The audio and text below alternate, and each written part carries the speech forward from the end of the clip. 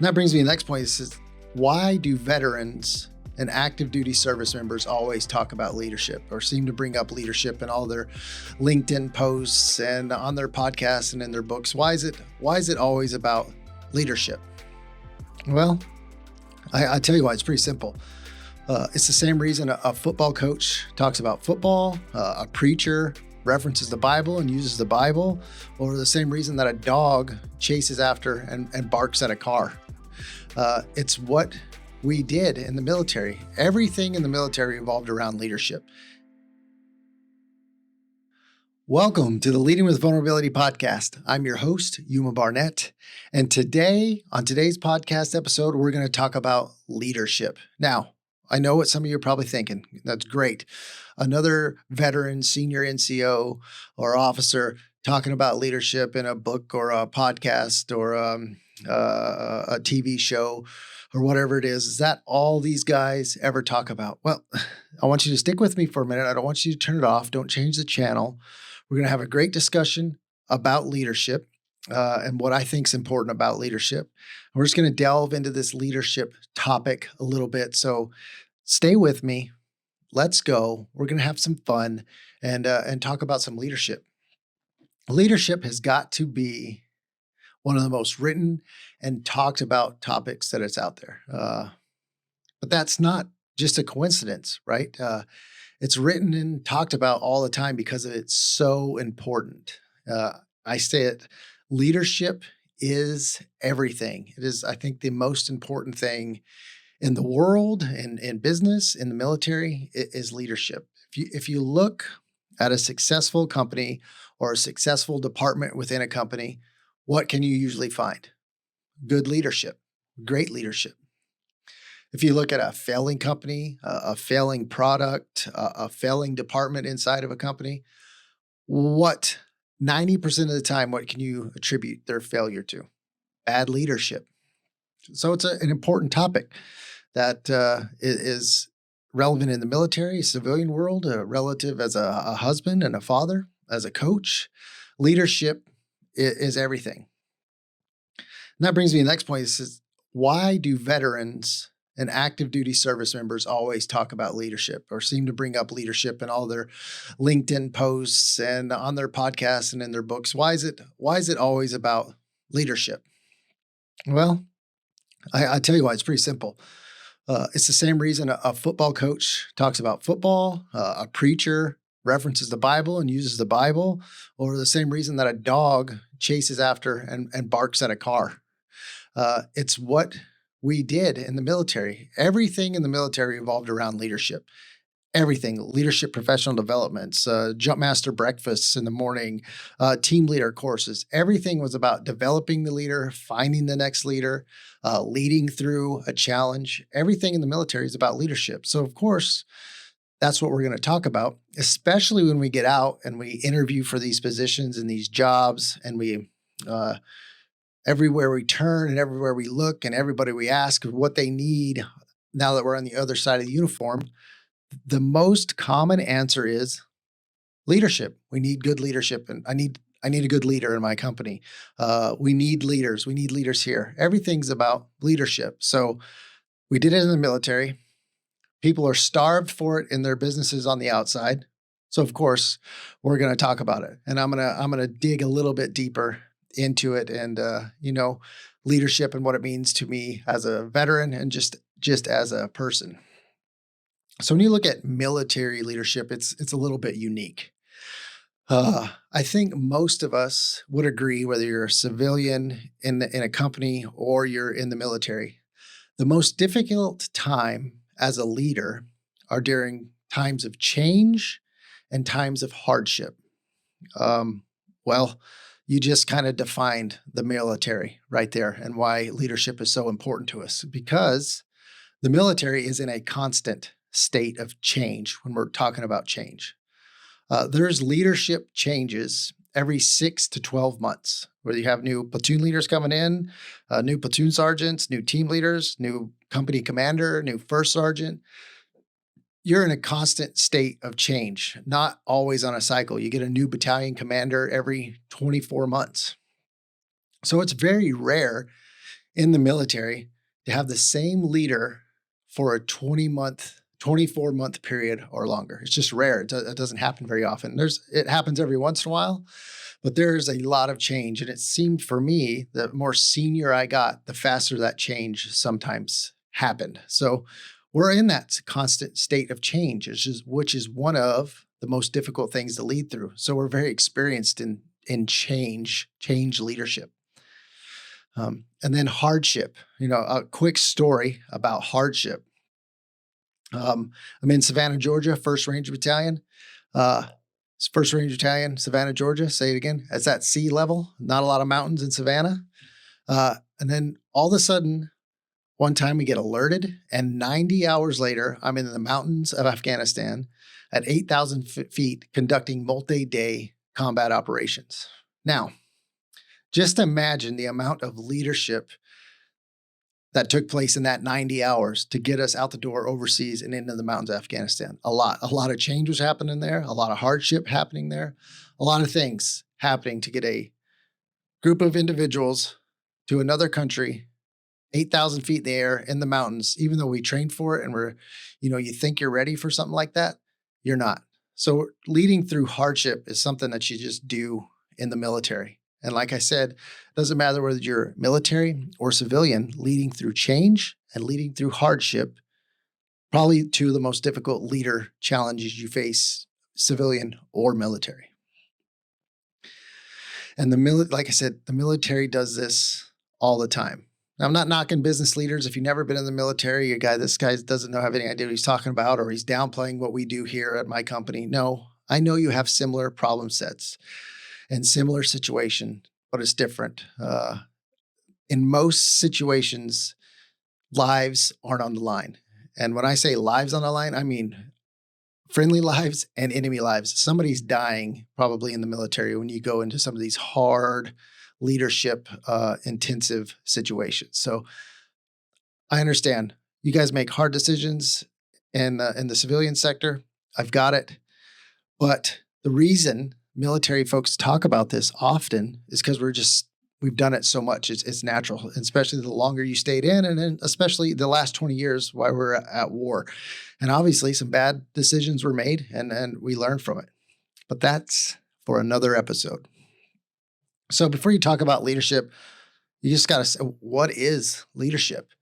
If I asked 100 people to give me their definition of leadership, I'd probably get 100 similar but different answers on what the definition is. So like I often do, I just go right back to the source, the old dictionary.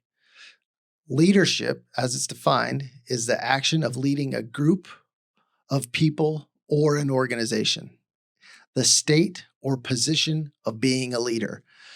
Now, in my humble opinion, that's about the most dumbed down definition you can have of leadership. By the book, yes, that what I just read to you is leadership. But as we all know who have done any bit of leading in our lives, that does not nearly do justice to the word leadership or the leadership positions that we have held or are going to hold in our lives, military, civilian, and our personal lives. And I always found it funny as I was transitioning out of the military, leadership was always, under the list of soft skills. It's a soft skill. And by definition of hard skills and soft skills, I guess they're right. But me personally, somebody who led for a long time, I will take a great leader or somebody who has the potential to be a great leader with marginal, not margarine, not butter, with marginal hard skills over an expert with great hard skills that has no leadership acumen whatsoever. And if I butchered that enough when I was saying, I say it again. I'll take the leader, the great leader or the potential great leader that doesn't have the technical knowledge over the technical expert that has no leadership acumen, is never going to be a leader. I'll take that person every time because I can teach that person, the leader, I can teach them the hard skills. It's harder to teach leadership to an asshole, that somebody who just doesn't want to be a leader, than it is to teach the hard skills to somebody who's open and willing and has good leadership ability already or has that potential. So what is leadership? What is your definition of leadership? I'd love you to leave it in the comments below so I can get some more perspective. And I really think the definition can kind of alter depending on your situation, if you're just a manager or a team leader and you have 2 or 3 people underneath of you that report to you, your definition might be a little bit different than a CEO or a battalion commander. It might fluctuate. There'll probably be some similarities there, but it might be different. But I'm going to share with you my overarching definition of leadership. And for me, it's kind of always has been. That's what I've seen and what I've tried to do. Leadership is setting the example to follow, for others to follow in all aspects of work and life. And it's the leader acknowledging that he might not be the smartest man in the room or might not be the subject matter expert. And then that leader defers to being a follower for that moment. That's what leadership is to me. And I say all aspects of life because leadership doesn't have a time clock. You don't clock in the morning, say, I'm a leader now, and then clock out at the end of the day and not be a leader. You have to be a leader in all aspects of your life. If you're leading people, they're watching every move you make, just like if you're a father, which fatherhood is leadership. If you are a different person out of work, like a 180 different person out of work than you are at work, that's not good leadership. That's not setting the right example.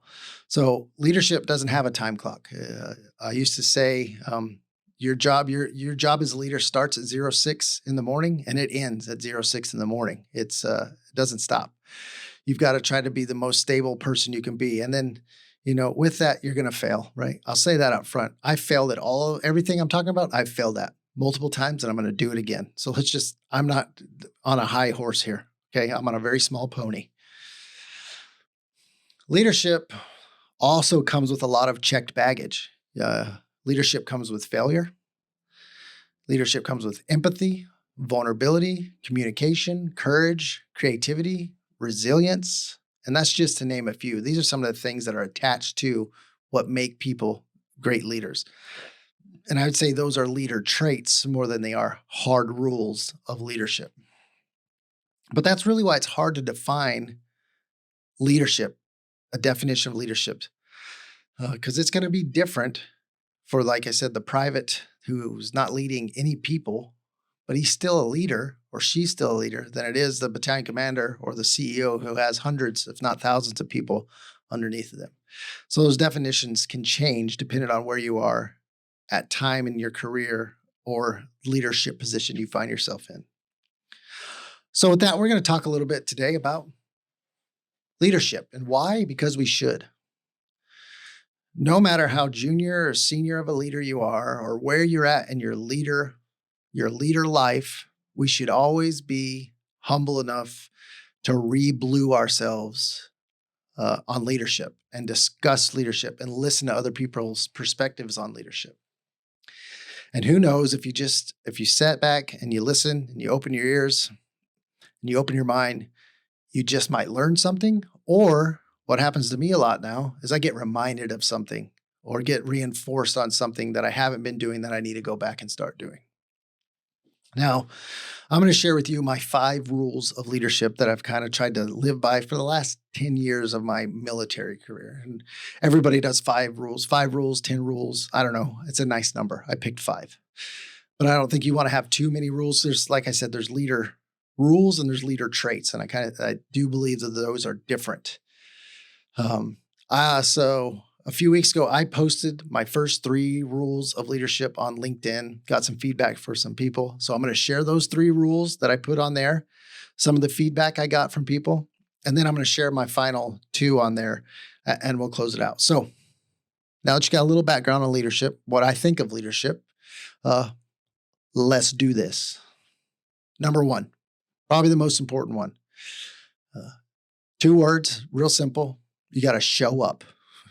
Yeah, that's it. Rule number 1, show up. 2 words, but it comes with a set of subtasks. As you'll notice, all of these All of these rules I'm going to tell you have some caveats or some subtasks in them. And if you neglect the subtasks, you might as well have stayed at home in a lot of situations. So with number one, show up. Subtask one, show up sober. That sounds simple, right? That sounds like something most people will do. You'd be amazed how many people I have seen, and I have done personally, show up where I had a few too many cocktails the night before, and I didn't show up the best I could have. And it was a setback. And I think we've all probably seen it. The person who likes to, let's just say what it is, the alcoholic that's drinking all day in the office just to get through the day. Right? That person is not showing up, not setting the example, not being a good leader. So you got to show up. You got to show up sober. You got to show up open-minded, ready to learn. You're not this. You got to show up open-minded, knowing that you're not the smartest man in the room. Even though you might be, you better not act like it. Is kind of what I say. And be prepared to listen and be prepared to learn. Show up prepared. That goes back to being sober. If you're a drunk, you're addicted to something, you have something else on your mind that's keeping you from being prepared, you shouldn't be in a position of leadership. You need to show up as prepared as you can to be a leader. Show up informed, goes hand in hand with prepared, and show up rested. That goes again, if you're showing up exhausted, you didn't sleep, you stayed up all night watching the Netflix, you show up without a clear mind and a clear head, you're not showing up. You're not showing up to be the best leader that you can be. You're not setting the example. You're not doing the right thing. Again, I failed at this. I've done it before. It doesn't mean it's not something you shouldn't do. Just because I failed at it shouldn't come off the list. I just, sometimes you fail and that's okay. You learn from it and you go on. And the last one I put on there, which a lot of people would say would pertain only to the military, which I will wholeheartedly disagree. You need to show up physically fit. And when I say physically fit, I don't mean you need to be running Ranger Standard 5-milers in 35 minutes, doing 100 push-ups, bench pressing, deadlifting. I'm not saying that. I don't do that anymore. But what I do try to do is get out, get in the garage gym, go for a walk 4 or 5 times a week. It clears my head, puts me in a better mindset, puts me in a better place, makes me more creative. Everybody has had the leader or knows the leader who shows up. He or she is grossly overweight, smoking, drinking, not sober, not open-minded, not rested, not prepared, not physically fit at all. By 2:00 in the afternoon, they're not all there. They're just a drain on everything that happens to be that you're trying to do in a productive space. Get out there, get moving. And if you're in the construction business, maybe you're physically fit as swinging a hammer all day. That's good. Get off the cigarettes, quit taking smoke breaks, get in there, drink some water, and stay physically fit and hydrated the best you can, because that's going to help you show up to be the best leader. You can disagree with me, but I think it's important. It's a very important part of life, is showing up healthy and as fit as you can be. I love what Ray Perez here, and everybody's familiar with Ray. He's been on the podcast a couple times, and he said something, it's very simple about showing up. You got to show up on time. And you think that's one of the things that kind of goes without saying, but you never know. And he said there, you'd think this is a simple one. Then I met the hubris a single business win can create in someone. So like I said, just because you're the boss doesn't mean you can do whatever you can do. You got to set that example for others to follow every day and in all things. Leadership skills allow you to run in the hard times with consistency. Also said by Ray. I'll read it one more time. Leadership skills allow you to run in the hard times with consistency. I like that.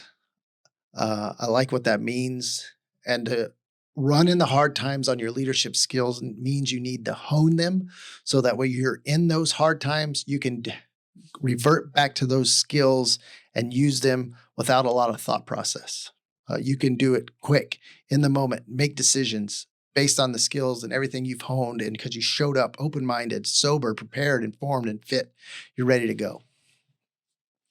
All right, that brings us to number 2. And again, this is going to come with a set of caveats. The number 2 is listen.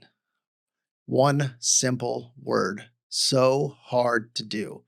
I'm very guilty of this as well. Sometimes I find myself zoning out when I'm talking to the wife or the kids, and I'm not listening with the intent to hear. So with those caveats, the first one is listen to hear, not to reply. Let the people finish speaking before you reply, right? B, make eye contact. Show them that you care. Look them in the eyes and listen to them. Let the speaker finish their whole thought. Unless you have to stop them to ask a question or to get clarity on something or the topic you might be confused about, then maybe stop them. But if in most cases, it will come out in the wash as they're telling you what they're telling you. If you can, let them speak. Listen with your eyes, not only to the speaker. Yes, look at that speaker and listen to him. I'm not contradicting myself here, but look at the other people in the room. I know as a senior leader, I learned a lot when somebody was telling me something or giving me feedback on something, and I'm listening to them, looking at them. There's other people there, and I start looking around the room maybe occasionally, and you start seeing those head nods. Well, now you know that there's other people in the room that have the same feelings. Maybe they just were afraid to bring it up or didn't bring it up or didn't have a chance. So you can look around and gather a lot of information in the room. If you're not talking one-on-one, you might need to look left and right a little bit and see how everybody else is reacting to what the individual speaking is saying, because you can gather a lot of information from that. And then last part of this one is don't feel the need to reply immediately. And I learned this a lot in my last job, one of my last jobs at the Delta Company, first sergeant at 3rd Ranger Battalion. That's the mortars, the snipers, the dogs, and some other capabilities that we had that I had no experience in. I never done it before in the military. I've been around it, but I've never led those people on a day-to-day basis. So I had to say a lot of times, like they tell me something, I go, okay, great. I don't know enough about this right now to give you an answer, but I'll get back to you. I needed to gather more information. I think sometimes as leaders, we feel like we got to give them the answer right now. They need it right now. Or as the person receiving it, you might want the answer right now to move on it. Sometimes that doesn't work. Doesn't work either one way or the other. And you might need more time. It's better to take a little bit of time if you're afforded the opportunity so you can give them a better response, a better reply, send them on a better trajectory if you take a minute to analyze the situation. And the last thing with listen, and it's a military acronym that I use. Something I used a lot, you use it, especially when you go to Ranger School, is SEALS, SLLS. Stop, look, listen, and smell. And this is something I tried to do on the military side, outside of being in the woods, was to conduct SEALs. Stop and give the moment or the situation your undivided attention. Look, see what's around you. What does the body language of the person or the people around you tell you? What does the environment tell you? Listen, be interested, not interesting, right? Listen, smell. Yes, smell. Depending on the situation you're in, the environment you're in, a smell can tell you a lot of things. Is the person you're engaging with drunk, high, just had a smoke break? Is the environment you're in clean or safe? Or did something just happen in the environment to catch on? Was there literally a fire in the manufacturing environment? That smell, did you see it? Take a minute, conduct SEALs in military leadership, civilian leadership, do it, and it'll help set you up for success as you move into that conversation or to that moment. I had Al Pertus. You guys know Al. He was on the podcast, one of the more popular ones I had on here. Love that conversation. Go check it out if you hadn't. Al chimed in here and says, the communication process is not complete until the sender receives feedback from the recipient. I agree with that. And then I like what he says about SEALs. The purpose of SEALs, stop, look, listen, and smell, is to have extreme curiosity in that particular moment. I think that's great. That is great. That's exactly what it is. Stop, look, listen, and smell in that moment at that time with extreme curiosity, trying to figure out what's going on. Bradley Blair from LinkedIn, listening with the intent to respond with a rebuttal or defense versus gaining understanding and context to educate a perspective, right? Guilty as charged is when somebody starts telling me something and I disagree with it right off the gate. And then I'm starting to form in my head what I'm going to say back to them. So I'm forming in my head, this person's still talking. I have no idea what they're saying anymore after I've decided I already don't agree with them. And I lose complete perspective of the situation. And I give knee-jerk, unwarranted feedback. Moving on to number 3. A measured response. A measured response, here's the caveats again. You do not have to reply immediately. If you need time to get to the facts, get to the facts. B, avoid knee-jerk reactions. Welcome to the military. Well, we used to joke all the time as leaders, this is like the military is a knee-jerk reaction factory. Something happens here, we got to fix it as fast as we can here. We created a bigger problem. Now we have to do more to fix it in the first place. Try to avoid it if you can. That's where listening to the full thing. If you need a minute, take a minute. You don't have to reply immediately in most cases. Try your best. And it's hard for us A-type personalities, leaders, remove emotion from your response. I still struggle with this. I struggle with my kids. I struggle with my wife. It's a struggle, but to try to stay calm and cool and speak clearly and concisely and appropriately is difficult for me. I anger easy. It is something you have to practice, but try to do it. Try to remove emotion from your responses. If you cannot, as the leader, find the answer when you've taken a pause, it's okay to bring somebody in that has more experience than you. That person that has more experience than you might have less experience in the organization than you, but are the subject matter expert on this problem or this project. Put your ego aside. You don't have to put your name on every problem solved. Bring in the subject matter expert and let them fix the problem for you. That's what good leaders do, is they leverage the people around them to the greatest ability to get the problem done, fixed, finished, all that stuff. And again, can't beat this dead horse enough. If you need time, ask for more information. Don't make assumptions. Do not assume things. I've seen it go wrong way too many times where leaders make assumptions on things because there was a mix-up in the communication, the listening cycle didn't go right, whatever it was. Don't make assumptions. Always clarify if you can. Jeremiah Richards, and he's quoting somebody here, Pete Blabber. I hope I didn't mess that name up. Pete Blabber simplifies it best when discussing creative thinking by saying that the human mind works in 3 elementary phases: saturate, incubate, and illuminate. Now, apply this concept to how we respond to a situation and not react. That's good, and I'm going to have to look up more into that, into what Pete said there. Rule number 4. Delegate. Delegate. Delegate with clear and concise instructions. And like the others, it's got some caveats. I heard a leader say this once in a meeting. I would give this person credit, but I'm not 100% sure that I heard it from this leader. We're in a meeting. We're talking about leadership. Surprise, surprise. And he says, empower until it hurts. And what he was meaning was empower your subordinates, your reports, your people that you're leading, empower them to make decisions until it's uncomfortable for you, the leader. Gotta get a drink of water. Most high-performing leaders are a little bit of control freaks. I know I am.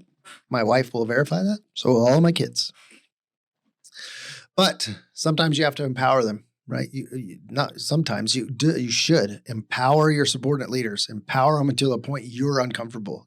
Have them Have them make the decisions if at all possible. We cannot do it all by ourselves as leaders, or we're going to drive ourselves into a downward spiral that's going to lead to bad things. You'll wear yourself out. And I think Mike Burke said it best last week on the podcast. If you don't empower until it hurts, you are robbing that other person of professional development. The sooner your junior leaders in an organization can learn from their own mistakes and learn by doing without you standing over helicopter parenting them, the better your organization is going to be in the long run. And the third thing with that, if you don't empower and you take on a lot of the task yourself, you are going to get tunnel vision. And you're going to miss alternate perspectives and solutions because you're going to come so focused in on the task, doing it yourself, that you're not going to see what's going on in the periphery. Delegation is super important for senior leaders to get things done. Use the people and the team around you, for sure. Now, somebody's out there, somebody's got to be listening that goes, I don't have any people around me. I am the people. So in this instance, number 4, delegate may change to ask for help. It might be that you need help in getting something done. Help can be many things. It can literally be, hey, Jim Bob, Becky Sue, can you come help me build this thing here? Or build this document, make this product? Can you help me do it? Like physically helping me so it can be done faster and I can get some other perspectives. Or it can be, hey, I finished X task. Can you take a look at it before I mark it complete or I turn it in or whatever it is? That's a type of help. In 80% of situations, it's kind of this, I say 80%, it's kind of like Anchorman, 60% of the time it works every time. But I really think in about 80% of situations, you can at a minimum look over to somebody and say, hey, can you take a look at this real quick? Am I on the right path? Just to get another perspective. So if you're not in the delegate space, you're a doer only, ask for help. That might be your number 4.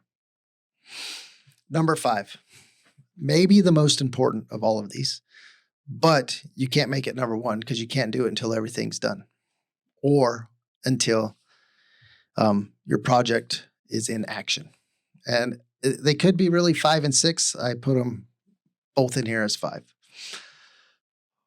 Follow up and conduct an AAR.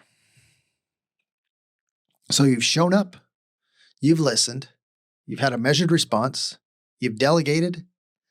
Now all your little worker bees are out there doing worker bee things. You've turned your focus to the next problem, the next hurdle, or the job or the project is complete. It's done, right? Now what? Now what do you do?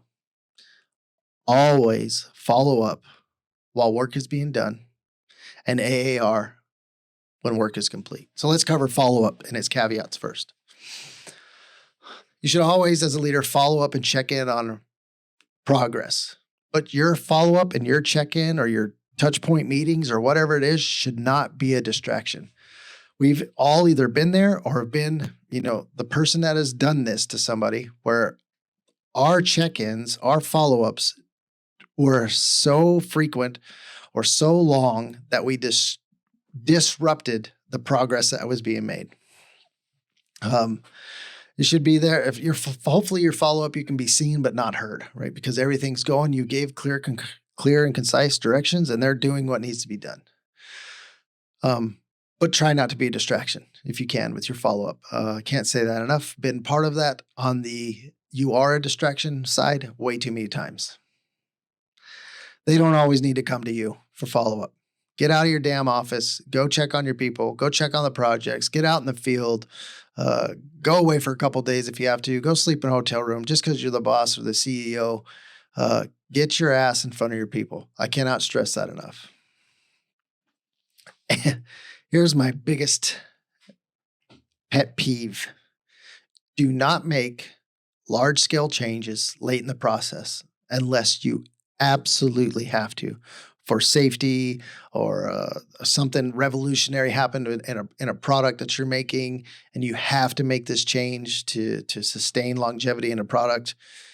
at all costs, once a project has passed like that 70% mark, maybe even the 50% mark, large scale changes, you can't do it. You're going to break your team. You're going to lose trust. I've been part of this. Like I said, if you did everything leading up to here the right way and made minuscule course corrections as you went, you wouldn't have to make a large scale change. What happens is when you sit in your office, you don't get out, you go on hearsay, you are a distraction, and then you finally get out, the project's almost done, and you realize this isn't what I wanted. Well, where were you 6 weeks ago, bud? Okay. Big pet peeve. I'm getting heated here just thinking about it. Don't make those late changes in a project unless you absolutely have to. And then as a senior leader, especially a senior leader, you need to be okay with 80 and 90% solutions. Nobody can get inside of your brain and get something exactly how you want it done. Senior leader, you don't have time to do it. You don't. If you're focusing on one thing and trying to get it perfect, there's 1,000 other things over here that needed your attention that are now screwed, right? And you're just creating more work for everybody, more work for yourself. You've got to be okay with 80 to 90% solutions. As long as it's not unsafe, it's not totally going to destroy the bottom line, or it's something that you can get that last 10, 20% afterwards, after the fact, or during production, or whatever it is, that's okay. But too many times I've seen it where leaders not happy with the 80 to 90% solution makes a large scale late change, puts stress on an organization, people, resources.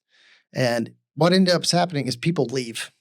People leave that organization. That's what happens. You might get to where you wanted to be. You might get it to 100%, but you're probably not going to have the next team next time. You're going to have to redo the whole thing again with new people. Now, AARs. AARs are after action reviews used in the military. I'm sure there's a civilian term for it. I probably should have looked it up before I started, but I didn't. But it's what you do after the fact when you completed a project or a mission. Conduct an AAR. That's the first step of AAR. Just do the dang thing. It's too easy to box everything up, put a ribbon and a bow on it, put it away, go never look into that again, and never discuss what was learned in the process of that project, event, or operation. AARs should be brutally honest. You better go into there with thick skin to an AAR. That's how it should be, because you're not going to learn anything if you go in there and pat each other on the back and talk about all the great things you did. You need to go in there and be honest with the individuals, with you need to be honest with the individuals, honest about the product, honest about the whole thing. It should be a safe space where people can do that, because that's where you get better. With that, caveat for a caveat, don't just talk about everything that went wrong, because that's where I was wrong. I would just focus on the bad shit all the time. Because I would say, we're not going to get any better talking about what we did right. We're only going to get better talking about what we did wrong. And that's flawed thinking on my part. You have to look at what you did right so you can repeat it in the next episode.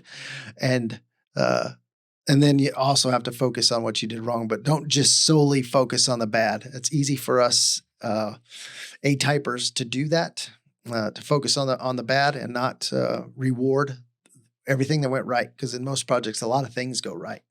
Make sure you cover that as well in your AAR. And the most important thing about an AAR, which is another one I wasn't great at, and I wish I would have done better, is archiving them, keeping them. I don't care what you think. Finish a project, process, whatever it is. Somebody's going to say, thank God I never have to do that again. Okay. True, you might not ever have to do that again. You probably will, but somebody in the organization at some point is going to either do that exact same thing or something very similar. And for them to be able to pull out your old AAR and look at it and hopefully avoid mistakes that you made, repeat things that you did right, and learn from it is going to set up your team, your organization, everything for success now and into the future. Very important. AAR's most important thing you can do. I'm going to end with this. I mean, we covered the 5, right? That's the 5. Big 5 of Yuma's leadership. I'll just say leadership is hard. It's hard. You are going to fail. You're going to fail at things. You're going to fail at one of these 5 steps. You're probably going to fail at one of these 5 steps every day. And there's sub steps and their caveats. You're going to fail. And that's okay. As long as you recognize your failure and you AAR it and you package it up and you archive it and you try to never do it again. But know you're going to fail again, and that's okay. I often fail at following my own rules. So I'm just a walking hypocrite here, right? But I think all leaders would kind of understand what I'm saying here. But with that, that's why it's so important that we still talk about this stuff. I'll see 100, not 100, I'm exaggerating, 10 posts on LinkedIn talking about leadership. I might scroll past 9, but I'll stop and I'll read 1. And sometimes that one really changes my perspective on something. So when you got people out there on LinkedIn saying, why are all you veterans posting about leadership? It's because we know what we're talking about in most cases. And you should write about what you know about. Get it out there. You might change somebody's life, somebody's perspective. Now, I'm going to ask you, what are your rules? What are your leadership rules? What would you change about mine? What would you add to mine? Go in the comments. Leave it. The last thing, I am so close to 500 subscribers on the YouTube channel. That's a big deal in the YouTube world because then you can start moving into like monetization, a whole other thing, blah, blah, blah. Very close. Help me out. I think I'm like 20 away. Hit the subscribe button. Hit the share button. Do all that stuff. Share this with your friends. Have a great Thanksgiving that's coming up. Love you guys. I won't see you next week, but we'll be back the week after Thanksgiving. Have a great day. And Yuma Barnett here, out.